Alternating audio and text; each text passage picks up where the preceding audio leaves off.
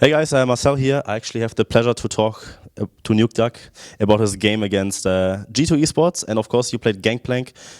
What happened in the pick and ban phase? Why did you only have like two bans? Like why was the Akali banned? Is there like any specific reason for it? No, it was more like we wanted to leave up a lot of stuff because we tried to like ban out stuff, and in every scenario it felt like we were like didn't get the better of the trade. So we decided to try to leave more stuff open and just go for that. And at that point we didn't see any ban that could actually like hurt them more than it will hurt us. So we just like went for a random ban. So you played Gangplank, of course, still a really strong pick.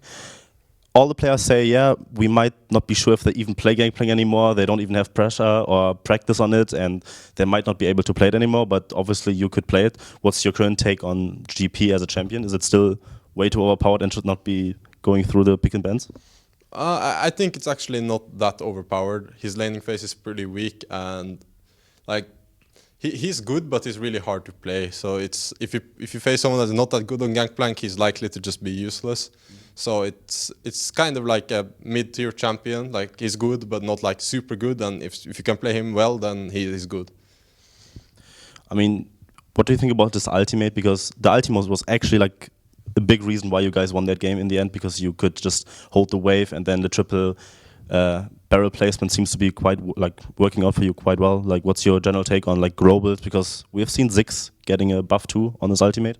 Yeah, I could see like Ziggs and Gangplank working the same way. It's like you ult just side lanes, the waves or fights or anything. It's like that's like his laning phase strength, because you're not gonna win mid, right? So like you're gonna try to either get your team like ahead of the play in lane swaps or try to help fights.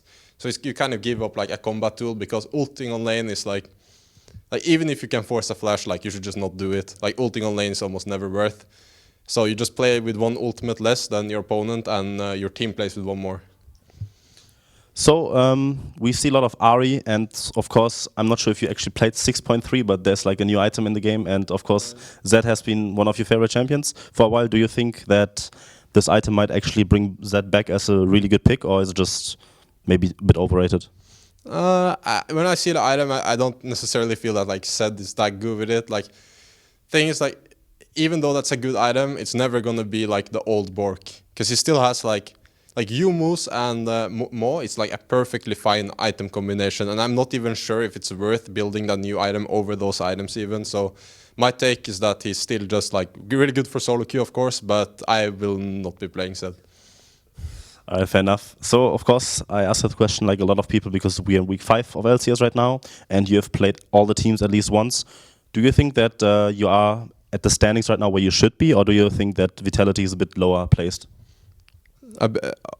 Same or a bit lower. Yeah, I mean, do you think that the stats are like a representative of your current result, like your current strength, or would you rate yourself higher?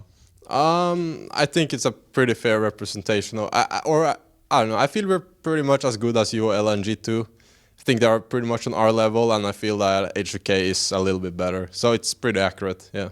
You guys are actually like a pretty top-centric team, and compared to stats, when I look at them, I mean, people have been telling me that you are like a very farm-heavy mid laner. Does it really impact you in any way that Shuk is just going around top lane instead of helping you out mid lane to push it out, or are you just fine farming like for 20 minutes and then carrying that game through team fights? I'm fine. Like the thing I feel like my biggest strength to I can bring to the team is like versatility. No, wait, what's it called? Versatility? Is that what it's called? You can do different stuff. Yeah.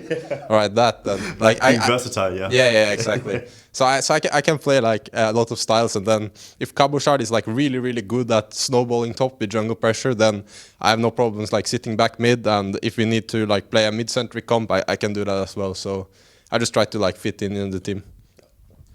Okay, last question, of course.